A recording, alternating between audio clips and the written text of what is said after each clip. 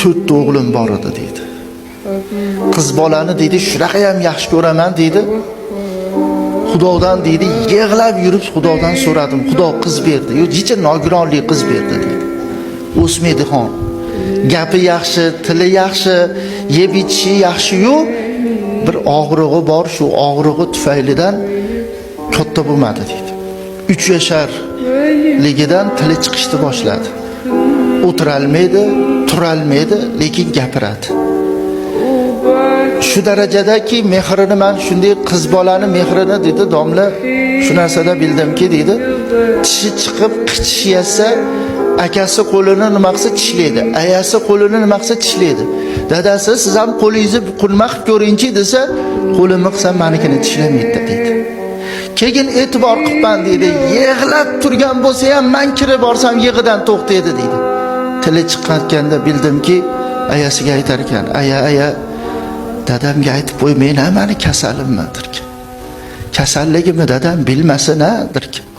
Nimaga desa, o'ksinib qoladilar, xafa bo'lib qoladilar. Nima deb xafa bo'ladilar desa, meni qizim kasal ekan deb xafa bo'lib qoladilar-da. Hali tuzalaman, aya. Hali tuzalaman, aya.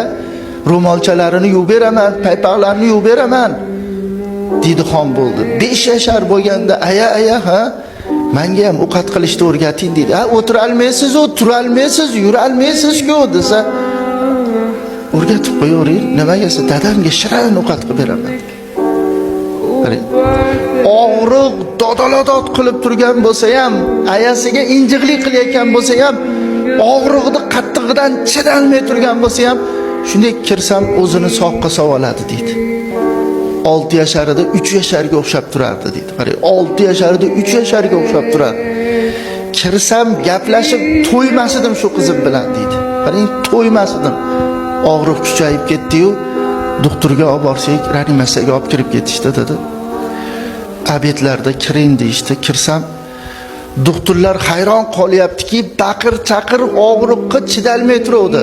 Qarang, og'riqqa chidalmay turuvdi. Siz kirishingiz bilan qarang, tuzalib olganga o'xshaysiz. Sizda nima bor desa, dadalik hurmati bor.